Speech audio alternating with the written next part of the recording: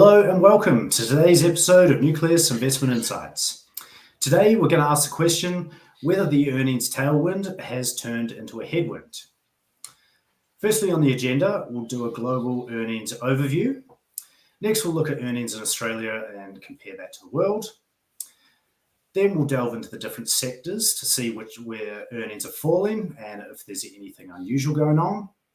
Then we'll also look at some high-profile individual stocks. And as always, at the end, we'll discuss the investment implications for markets. My name's Sam Kerr. I'm a Senior Financial Advisor at Nucleus Wealth. And today, as always, I want to welcome the founder and star of the show, the Chief Investment Officer at Nucleus Wealth, Damien Klassen. Hi, Sam. How you going? Good, thanks, Damo. Thanks for joining us. Yeah, good to have you back again. Shelley filled in ably last week, but yes, it's good to hear. Good to hear. So just a quick reminder before we get started, if you enjoy our content, please subscribe to our YouTube channel and click the bell below to be notified when we go live or have a new episode recorded. Alternatively, you can follow us on your preferred podcast platform, and our show's available on all majors. And if you'd like to look at the slides in more detail, we'll post them in the show notes this afternoon, and you can view these at nucleuswealth.com/webinars. So now we've got that housekeeping out of the way, Damien, I'll hand it over to you to get us started. Yeah, thanks, Sam. So we've been talking a lot about analyst forecasts and how they are when you hit turning points from macro turning points, they tend to be a bit delayed. They tend not to catch up with real events, and we've certainly seen that's been the case over the last sort of 6 months as we've seen US markets come off quite sharply before rebounding, but on the back of these concerns about recessions, but it hasn't been reflected in analyst earnings to date. And I guess what just wanted to sort of come back to that point and just wanted to hone in a little bit on what we're starting to see in terms of earnings, because we are starting to see some of the sectors turning down, and they are the types of sectors that you would expect, or it's the order of sectors you'd expect. Some of the faster moving ones first, followed by some of the slower moving ones later. And so I guess what we just wanted to highlight is some of those trends and jump in to see what we're seeing within Australia versus other countries and particular sectors. So with that in mind, I'll jump straight to the revenues. So I'm picking on the S&P 500 largely because most of the stocks in that are pretty global stocks, and it's just a nice easy way to look at what's going on. And we've got some longer histories there. So I'll start with the revenues per share, and you can see on there we've got this. So what we're looking at here is forward revenues. So it's basically a rolling average of the future expected earnings per share. And when you get times like 2008, you get to see those massive big downturns in it. 2015, there was a fair slowdown in terms of company earnings, and sort of see that flowing through, and then again in 2020. These revenues have rocketed up over the last little while, and with such high inflation, you'd actually expect these to be, even though earnings might actually be starting to fall, you would actually expect revenues to be still growing, just given the amount of inflation out there. And so the fact that we've actually seen the 2023 numbers starting to turn negative now for sales, and the 2022 is still holding up, but the net effect of that, when you look forward, is those sort of forward sales are just starting to roll over, which is, as I said, with high inflation, is a little bit of a concern.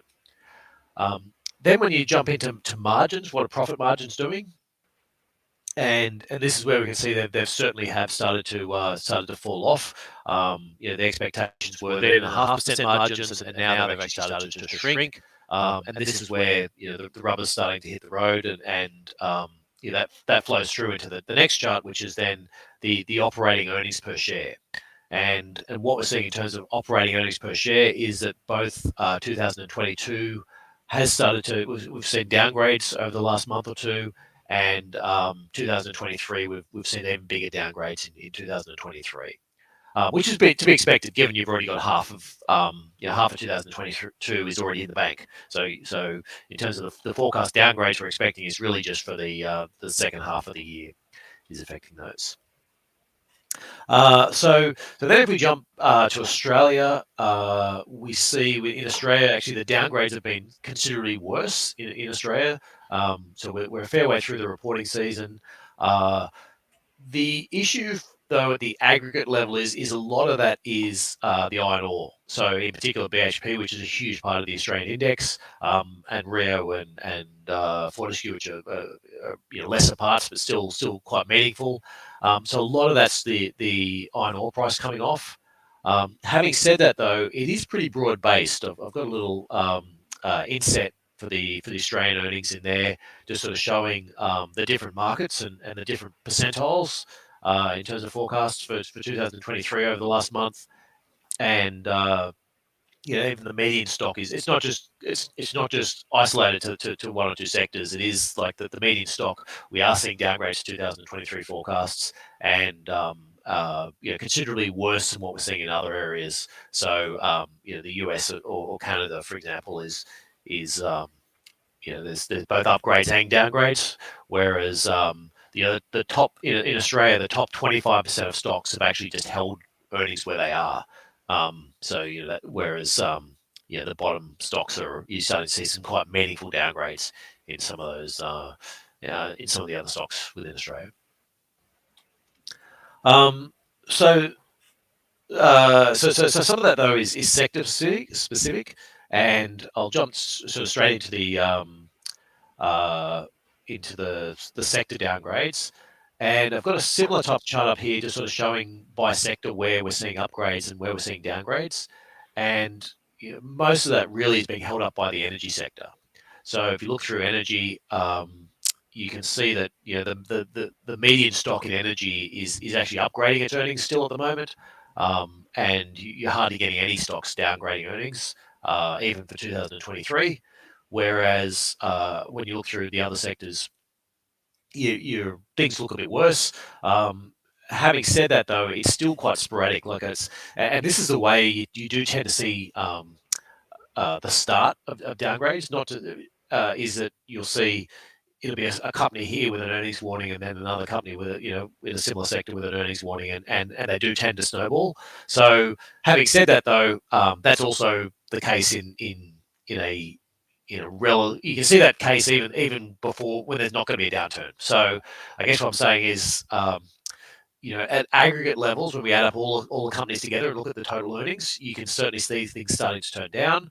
When you look through which companies are doing it, the individuals, you're not seeing the snowball yet, where everyone's just downgrading and it's right across the board. You're seeing that whole factor. It still is some companies that are reporting early. They're the ones that are getting the big downgrades, and then other stocks are sort of holding, and then might not be for another month or two. So it's not a guaranteed sign. I think at the moment, when you look at sort of all the individuals, and even what we're seeing in terms of earnings starting to turn down, it's not saying this is absolutely going to end up in this massive big downturn. We do think it is going to continue to get worse, but there's been other times where things have just sort of slowed down a little bit. We're still in the very early stages of this downturn, but I guess the signs are certainly consistent with what we'd expect to see at this point in the cycle. Yeah, Damien, those first few charts that you had on the earnings, it really only seems like it's just sort of started to turn down recently, and there's nothing too substantial at the moment. Yeah, absolutely, and it could just be a mid-cycle pause. You could just this could just be that you get a bit of pause in earnings, and then some other positive things come through, and maybe you get positive resolution in terms of energy prices, and inflation starts to come back in whack, and you get some more spending from governments, and off we go again. That's a plausible scenario, but we think a more likely scenario is that central banks have already raised rates too far. They're trying to crack down on inflation, which is supply side driven, and they're doing it by smashing demand, and that we've got energy prices sort of, particularly in Europe, but also in Australia, skyrocketing at the wholesale level, and that's going to feed into that inflation, and it's going to just take more money away from consumers. So your average consumer is sitting there. They're generally quite well employed at the moment, but what's happening is their cost of their mortgages are all going up, so they're going to spend less on discretionary spend. Plus, the cost of all their utilities are going up as well, and so that's the concert of that is going to basically say that people are be spending the money keeping the lights turned on and that their houses are warmed, and that's going to draw away from the demand elsewhere. So, but let's dig in the individual sectors, because I think that's where it gets a little bit more interesting. So I've got some energy forecasts here. So these same types of lines, but just looking for energy and energy. Well, the first thing is it's very volatile. So as you can see from that chart, it's just not a series which is you want to try and bet your retirement on which way that whole sector is going. Like, it's certainly plays a part in an overall portfolio, but this is the most volatile sector, and forecasts are still skyrocketing in this sector. So we saw the overall is starting to fall, but keeping in mind the overall is made up of partly this energy sector, which is still skyrocketing in terms of the earnings forecasts.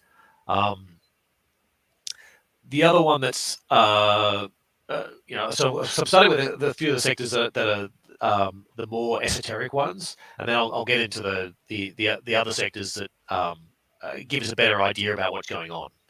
So the next one then is the materials sector, and as I spoke about, this is overall. We're starting to see that downturn starting to happen at the top. The earnings are very high. Again, very volatile series for materials. This isn't one you sort of want to extrapolate out changes to the rest of the market, because it is quite a different sector. But we are starting to see the effect of those falling, some of those falling commodity prices, at the top still. And then finally, the other esoteric one is the banking sector and financials in particular. Now, financials were this chart's got a few different lines on it. It's got some green and red lines, and sorry, I should have explained those on the other ones. Is that we've still got the key one I'm looking at is the forward earnings, which is where we're expecting to see this downturn start to hit. We've also got their trailing earnings. That's the actual looking back earnings for both reported and for operating earnings. And the difference there is mainly write-downs and things like that are not things that are going to keep on going.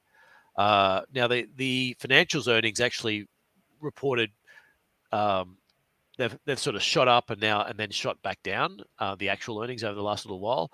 I'm tending to ignore that, because what happened was a lot of the banks the pandemic hit, and they put away all these provisions for the expected loan losses, and then most governments around the world changed all the rules so that people that were trading insolvent and things like that could keep on trading, and so then they wrote them all back.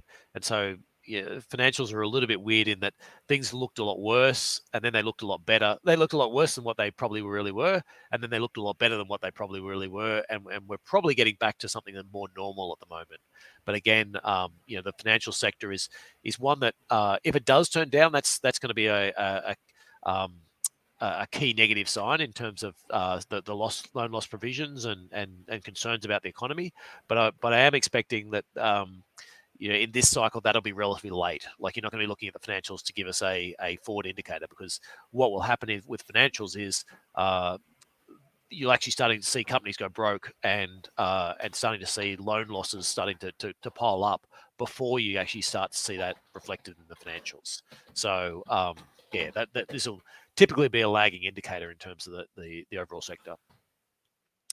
The best one in terms of tracking it is So then we get into the other sectors, and some sectors, as I spoke about before, are leaders. So what will happen is you will see earnings turn down faster, and then other sectors are the ones where they just have very stable earnings, and you generally don't see a lot of trend in it. So, for example, the utility sector I haven't even bothered putting in, because that's just a sector that earnings just chug along at a certain rate. Every now and again, you do have problems in it, but it's just not a sector which it's a very slow changing sector, and it's not one you want to use to try and work out, are we going into this slowdown or not?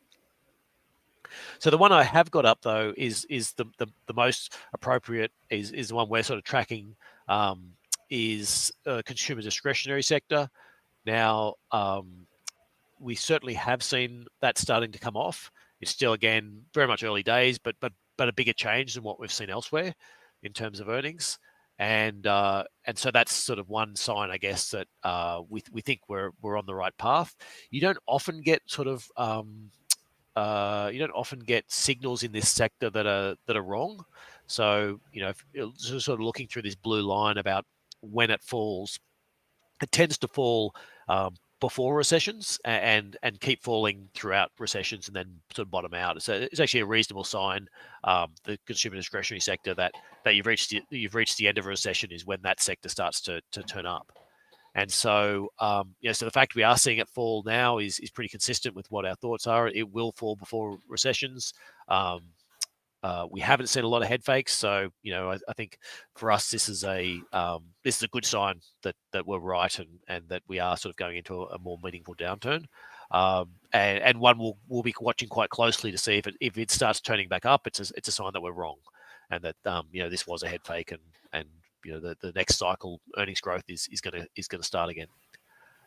And just keeping in mind, so I should explain consumer discretionary again. This is what makes up this sector is things that people don't need, people sort of things that they want.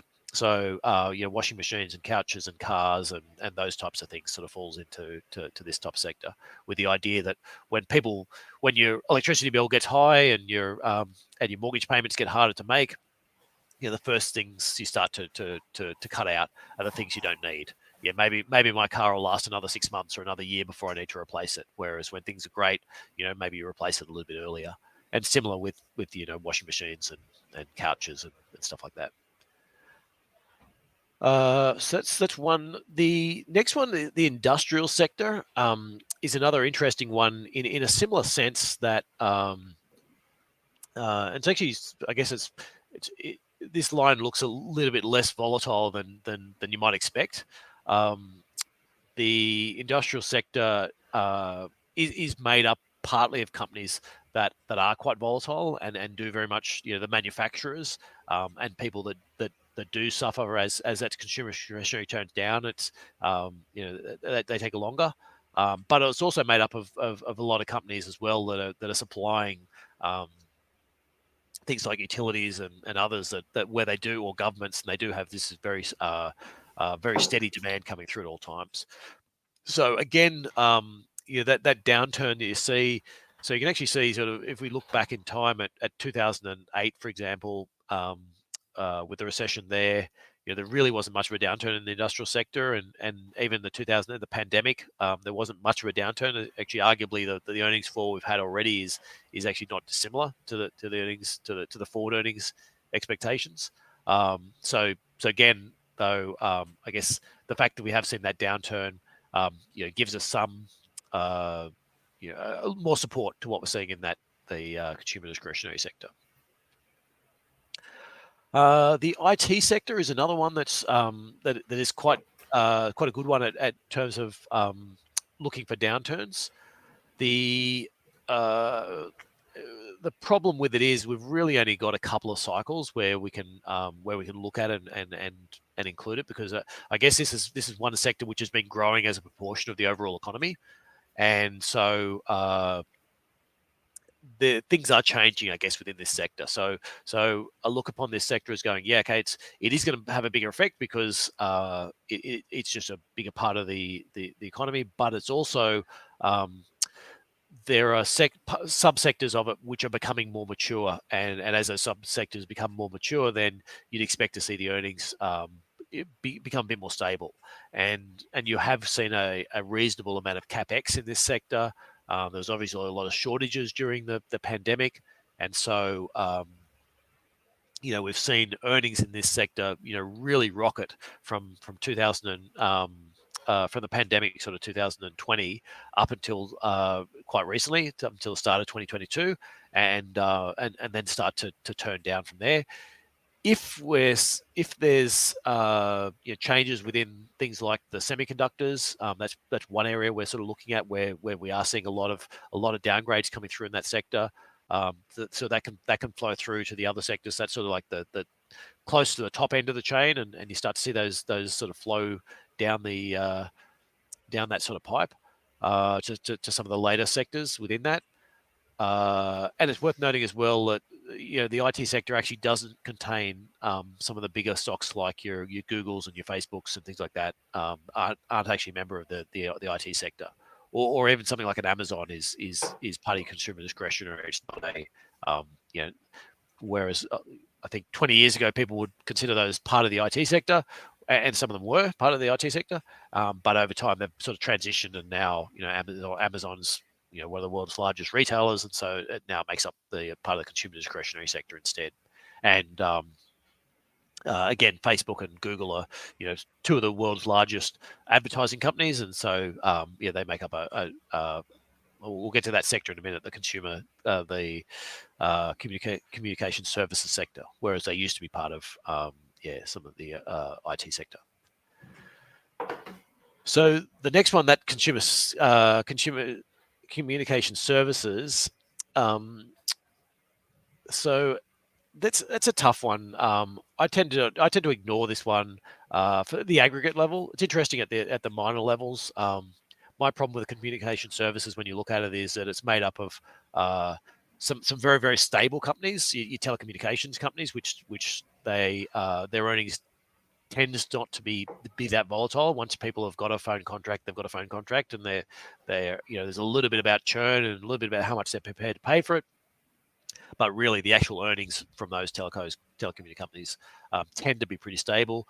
Whereas some of the big companies in this sector, things like the Amazons and sorry, not Amazon, things like your Googles and your Facebooks and those types of ones they're part of the media sector, and media sector does have quite volatile earnings, and so they're good to look at from that. Advertising companies are good to look at because that's one of those areas that people cut from their budgets relatively early.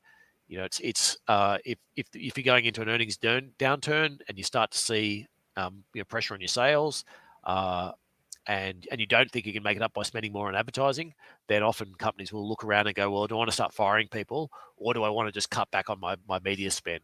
And that media spend is a lot easier to do than starting to fire people. And so, that tends to be where you start to see this initially. And we are seeing stages that that media companies are starting to cut back in terms of, you're starting to see some downgrades in terms of earnings.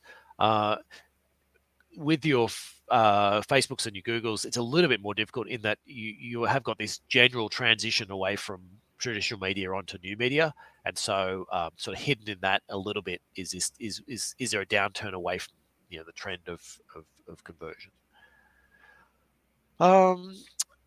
Then we'll get finally we get back to some of the more stable sectors. Now healthcare tends to be pretty stable in terms of the earnings. It just tends to grow. You hit recessions and there's a little bit of downturn in terms of elective surgeries and things like that. But you wouldn't expect to see that much of a downturn in the healthcare sector. Having said that, we actually have seen a fair deviation off that trend line. And so some of that was probably a bit of bring forward and bring back in terms with pandemics, where you hit the pandemic and a lot of elective surgery all got cancelled, and then a bit of a rush once people sort of came out of pandemics to either have that elective. There's a bit of a build-up of elective surgery that needed to be done, and also a lot of problems that people had sort of.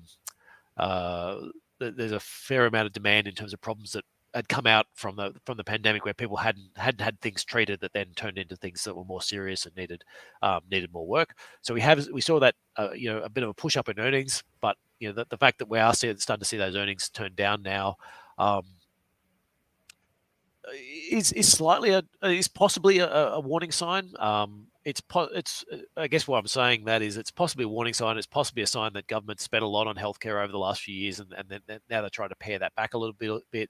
It's possible there's just a lot of bring forward and give back, and so So I sort of look upon this as you could look upon the optimist view, or sorry, the if I'm looking at for confirmation bias, this certainly fits my confirmation bias that there's earnings downturns. But with this sector in particular, I guess I have got those concerns that there's other factors in play, and so maybe it's not as much of a confirming signal as what I might have thought.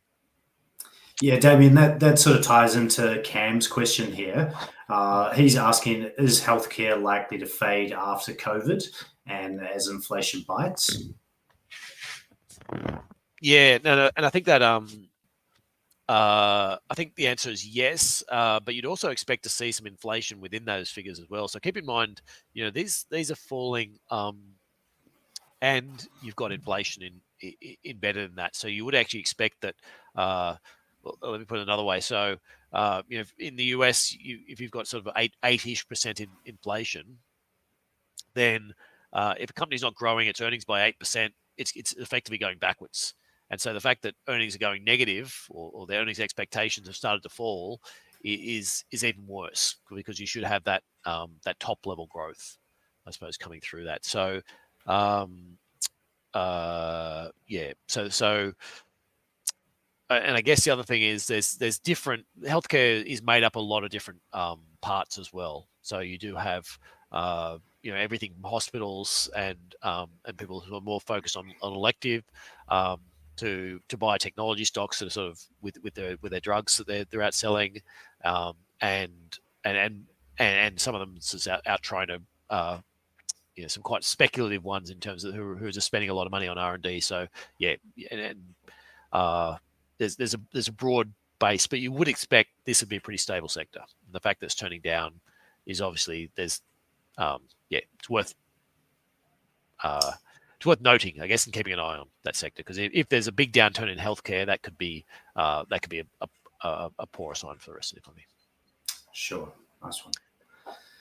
And then finally, the consumer staples. So this is the one you would expect to be late to the cycle, and you can see that in prior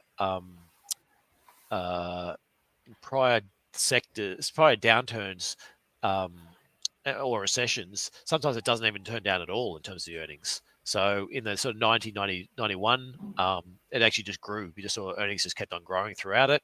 In the 2001, earnings were flat. They flattened, but really didn't shrink.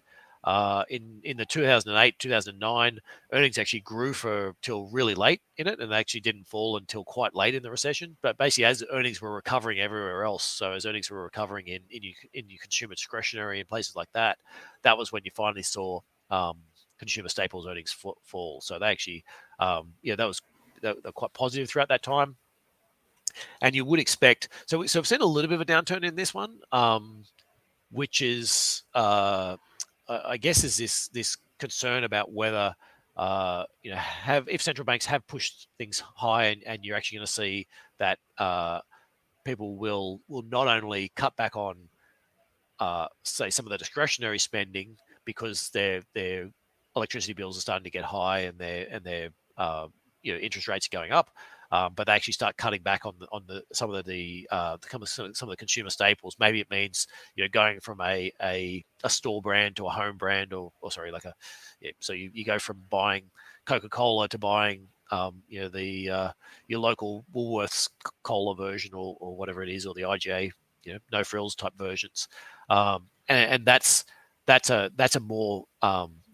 quite a disturbing sign if you start seeing it at that level.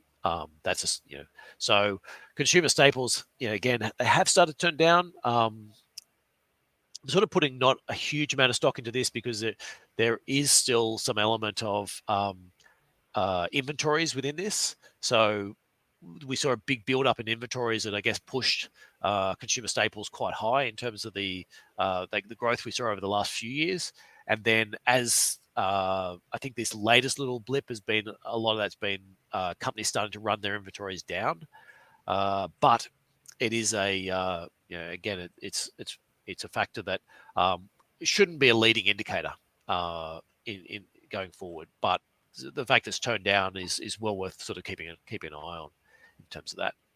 So yes, that's the sort of final sector on it. But I guess to sort of wrap up the sectors is that the idea is for us is that some of the sectors you'd expect to see come in quite early in terms of the downturn, and that's generally the consumer discretionary, and some elements of of some of the industrials and the communication services. They're the ones we're watching, and to date, we are seeing signs that are consistent with what we'd expect at this point. That you're starting to see these earnings fall faster, and then there's other sectors where consumer staples, for example, where it's if earnings don't fall or if they just flatten out, that's not too much of a concern to us because we're not expecting that sector to be a leading indicator of whether we're going into this downturn or not. Okay, great. So now we've got our viewer question of the week. So this is for viewers to have some discussion in the comments section over the coming days. So the question for this week is, have earnings turned down or is this just a pause? So feel free to post your thoughts and engage with us and some of the other viewers over the coming days. So Damien, now we've got the investment implications. So yeah, sure. Actually, I might just hit up. Cam had another comment just in terms of the healthcare sector about the NIB, which I think is probably worth highlighting. I was talking about different earnings in the healthcare sector, and hadn't realised he'd posted a comment which is basically exactly what I was saying. Is that you've got NIB, which is a health insurer, saying posted strong forward guidance this week, and in a way they're a little bit of a sometimes the healthcare insurers can actually be the opposite to what you're seeing in the rest of it. So if they're putting up their premiums and at the same time healthcare providers are actually starting to reduce the prices, that's a good thing for them. And so the fact that they're posting strong guidance is not an indicator to me about the rest of the healthcare sector. It could actually be an indicator that the rest of the healthcare sector is actually really struggling. So the insurers in the healthcare sector benefit when prices are lower. So anyway, sorry, investment implications. That's the one. Yes. Yep. Yeah. So look, I guess I've probably been dealing with it over the course. It is worth noting that I've spoken about the way the earnings these earnings downgrades start to come about, and that's where in terms of the stocks you'd expect to be buying and selling is you're selling the ones at the front end of it, the ones that are consumer discretionary and things like that are going to be hit hardest by the earnings downgrades, and you're buying the ones at the back end, the consumer staples and things like that are going to be hit the least. Easy sort of overall path. Having said that, though, prices is obviously the thing that matters, and you go through some sectors, some of the stocks within the semiconductor sector. What we're seeing there is that earnings of the stock prices have already fallen quite considerably, and you're seeing it's now a question about saying you might be able to buy some of these stocks on a PE of 6 or 7 or lower, and so if you can buy stocks at that level, it's worth considering, well, am I buying it at a price that's actually cheap enough that even after you get the downgrades and when things return to a more normal level, it's worth buying at. And the second part then is how far are those earnings going to fall? And that's the key trade-off you need to do within that. So I guess the overall investment implications are we're still on that path of we want less consumer discretionary, we want more consumer staples, and the idea is that we want to try and benefit from the ones whose earnings will hold up and be more stable. But it doesn't mean that if you're out there buying, say, a Telstra or something like that you might think will have more stable earnings, but you're paying 25 times for it or 20 25 times for it is actually saying, well, that's just for the earnings outlook. For us, that's just too expensive. Whereas there'll be other stocks where at the point here end where where we're looking at them and deciding, okay, well, even though they're at this point, say there's some of the stocks like an ABB or a Schneider, which are sort of involved in sectors we want to be involved in, which is sort of the energy transition stage and a lot of services for those, or if it's something like a Meta where we're looking at the earnings and we're cutting out the amount of spending. We're looking at the amount of spending they're doing on this metaverse and working out how much what would they earn if you actually cut out some of the capital expenditure they're doing, and then looking at multiples and actually saying, well, on the multiples you can buy these things at, actually they're reasonable based on the earnings you'd expect to see in a couple of years' time, and just say, well, yeah, maybe they'll fall further and we'll pick up some more, but we're sort of happy to buy, even though they're quite discretionary, buy them at current prices. Whereas other sectors, as I said, so it's always about price as well as the outlook. So yes, that's the types of stocks.